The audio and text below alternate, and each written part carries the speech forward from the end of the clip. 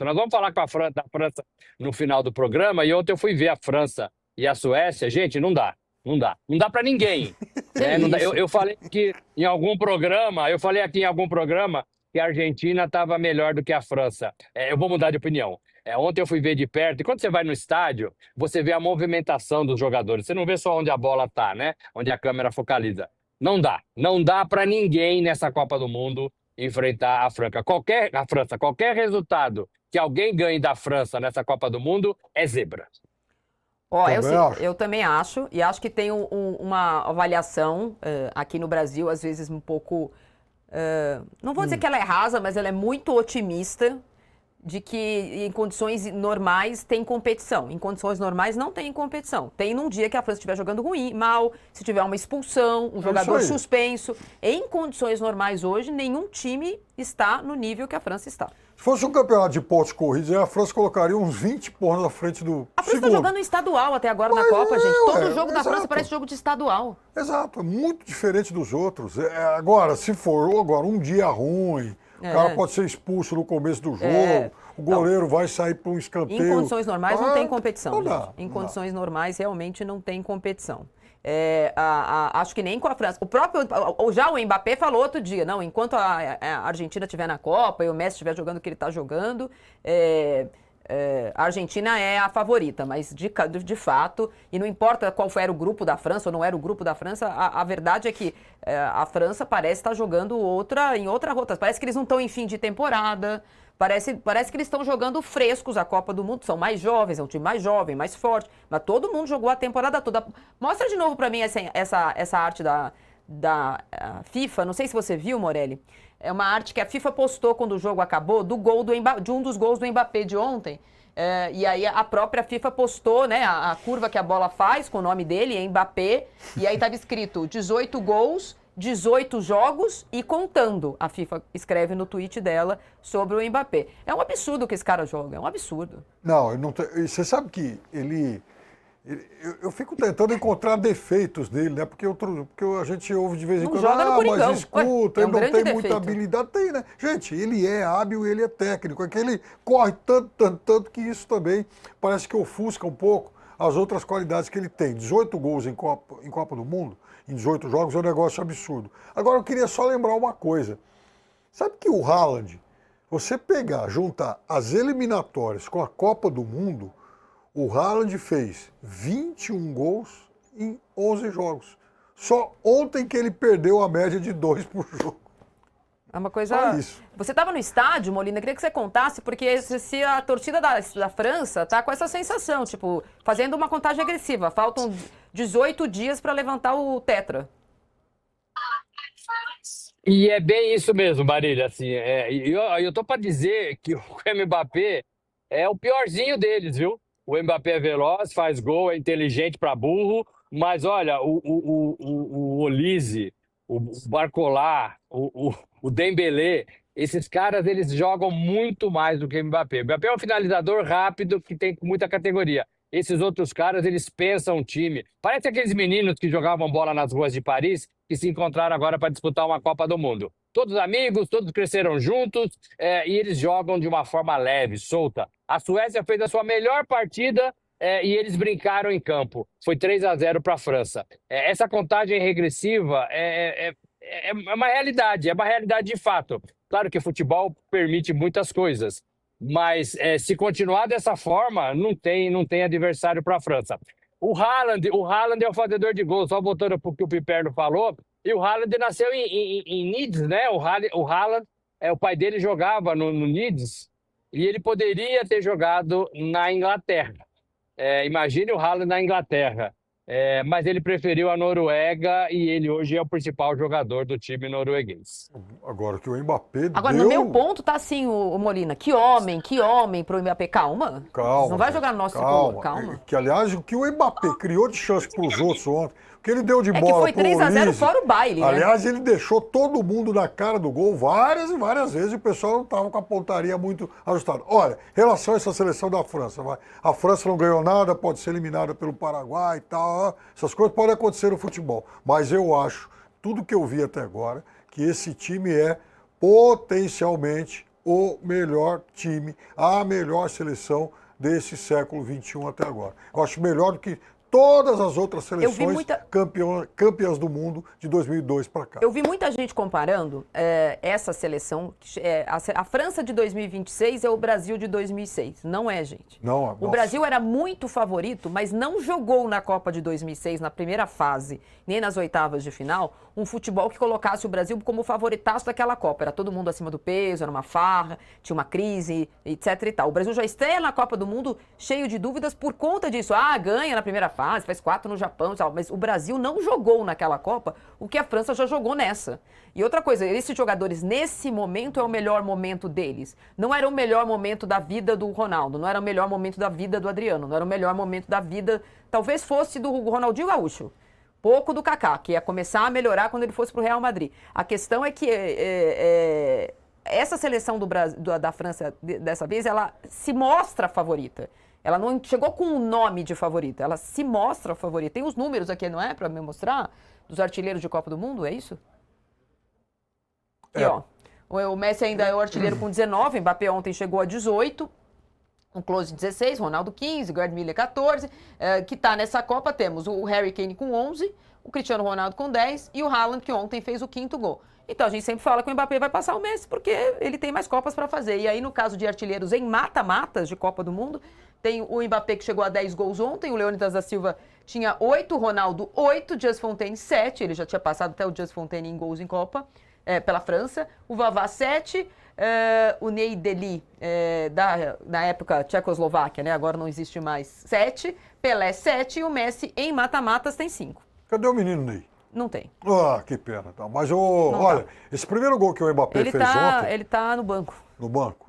Desse time. Buscando lá, realmente tem bom dinheiro. Mas esse primeiro gol que o Mbappé fez ontem é a síntese do que é esse jogador fenomenal. Foi um gol de técnica, olha como ele bate na bola, de habilidade, olha como ele se livra da marcação, e um gol de força, nem preciso falar o míssil que saiu dos pés dele. Então, ele é um jogador que reúne tudo isso.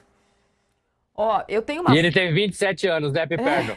Ele tem 27 anos. Então, Marina, só uma comparação. Essa seleção da França está sendo comparada à seleção do Brasil de 70 pela movimentação dos jogadores no meio de campo e também pela seleção da Holanda de 74, a do Cruyff. São as duas seleções em que as pessoas aqui com quem a gente conversa, e que um pouco mais velhas, elas comparam essa seleção da França do jeito de jogar, da movimentação, da rapidez, da inteligência. 70 Brasil e 74 Holanda. Ontem, a gente teve de volta ao banco de reservas da França o Deschamps, que tinha ido para a França acompanhar o funeral da mãe dele, que faleceu durante a Copa do Mundo. Ele voltou e tem uma cena dele, né? Quando ele tira o Mbappé para ser ovacionado, estava lá no estádio, você deve ter visto, ele faz uma reverência, né? Se dobra ao talento do Mbappé. O Deschamps é um caso à parte, né, Piperno? Sem muita grife... Né, no mundo, ninguém fala, melhor técnico do mundo é o Deschamps, não é um estrategista, quase deu sorte que tem esse time. Então... É quase isso, mas não é. Outro dia a gente falou rapidamente aqui, se ele chegar a 3 Copas do Mundo finais, acho que não é só o time que é bom, né? Eu acho que o papel dele, o tamanho dele vai ter que ser recontado. O papel dele tem que ser muito, muito, muito recontado, porque ele é um técnico comum, mas a geração... Gente, pera lá, ele foi... construindo, lapidando várias e várias versões dessa seleção francesa. O que tem em comum, por exemplo, com o time de 18, é a permanência do Mbappé como titular. O Dembélé começou como titular naquela Copa, perdeu a posição depois, mas ele foi renovando e reconstruindo. E olha como o time joga hoje.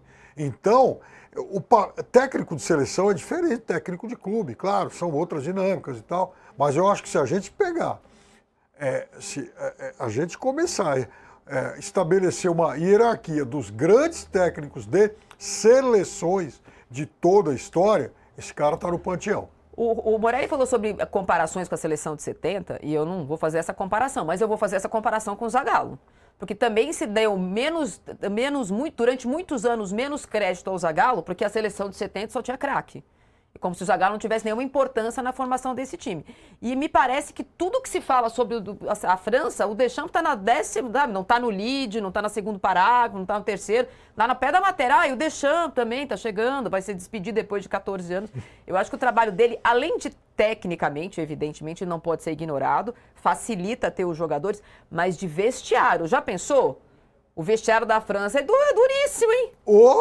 Por exemplo, o Barcola jogou ontem, um jogador que é reserva no PSG. Então, como é que faz para encostar um rapazinho desse aí? Nossa Senhora. Vestiário do Uruguai, com certeza, não é o vestiário do Uruguai. É um vestiário muito mais tranquilo, eles se gostam, eles se cumprimentam. O trabalho do treinador do Deschamps até agora, né, depois de 14 anos, ele vai sair agora da França. Não sei por que também ele vai sair, né? Acho que ele quer um tempinho fora. É de detalhe, né? Porque ele não era aquele treinador que fica à beira do gramado, incentivando, pedindo para mudar, pedindo para correr, como a gente está muito acostumado de ver isso na Copa e também no futebol brasileiro, no futebol mundial. Ele fica sentado boa parte do jogo, ele sabe o que seus jogadores vão fazer e ele dá muita autonomia para essa troca de posição. Ontem até que nem trocou tanto lugar. O Dembélé começou na direita e ficou por ali. Tava numa preguiça danada o Dembélé ontem também, né? A partida já estava ganha, ele estava ali correndo na sombra. Mas ele não fica se descabelando. Então ele tem o controle, ele tem o trabalho. Entendo que o treino dele certamente deve ser com detalhes aqui, detalhes ali, e ele põe a seleção para jogar. O elenco ajuda, os jogadores ajudam, e o trabalho dele também tem que ser reavaliado e ele tem que subir degraus, também acho isso, tem que subir degraus nesse ranking dos melhores técnicos de Copa do Mundo. Para você que está com a gente no canal 143 da LGTV, agora você vai levantar, vai tomar uma água e vai voltar para o sofá, porque daqui a 4 minutos eu volto com um volante daqueles que a gente adoraria ter na seleção brasileira. Meio-campista, vai. Dá licença de eu chamar uma pessoa pela única posição, não existe futebol sem volante. Maravilhoso. Então vai tomar essa água, daqui a 4 minutinhos a gente está de volta. E para quem está com a gente aqui no YouTube, daqui a 4 minutinhos, a gente vai ter também esse grande convidado. Pessoal, o Deschamps se tornou o técnico com mais vitórias em Copa do Mundo. Deschamps era volante. Ou então, Piper. Volante. É o que interessa. Cadê a arte para mim das vitórias do Deschamps? Temos arte, não? 1, 2, 3 e... Plim. Aí, ó.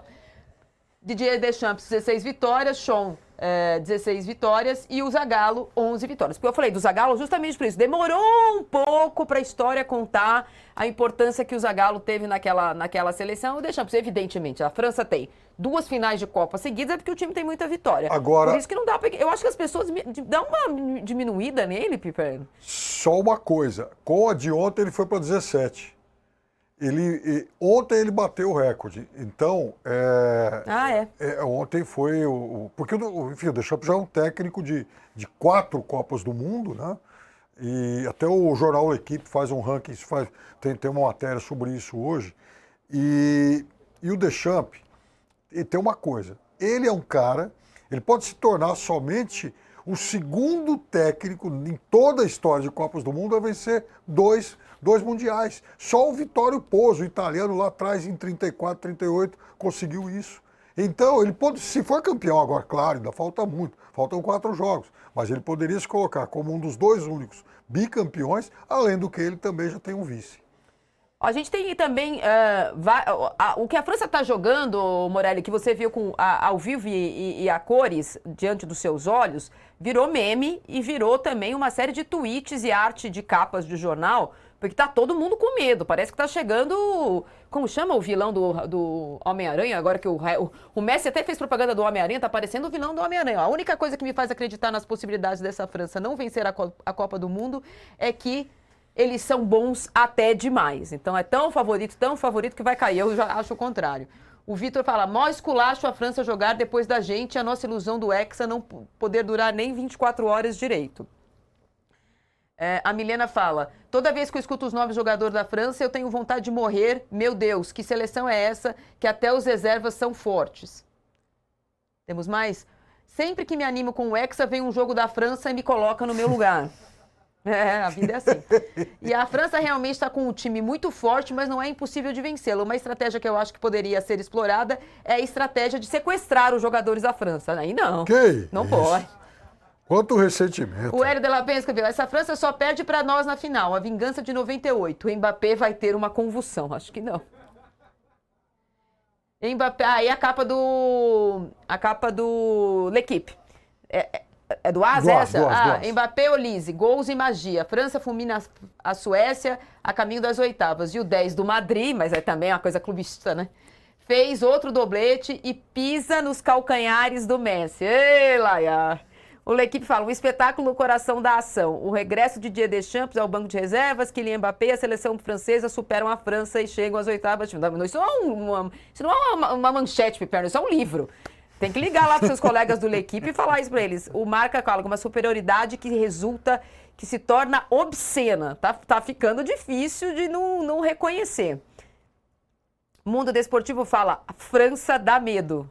Pifo, não é só para nós, não. Para a Espanha também, porque a Espanha está no caminho da França antes da final. A gente só se chegar na final. Esse é qual? O Olé fala, a França é uma máquina. 2 gols de Mbappé e agora com o Paraguai. Eu não sei, Piperno, eu realmente não sei. O Le Parisien fala, a França fez 3-0 na Suécia, a França é a melhor equipe do torneio, porque os azuis estão fazendo os futuros adversários tremerem. E aí fala sobre todos os adversários.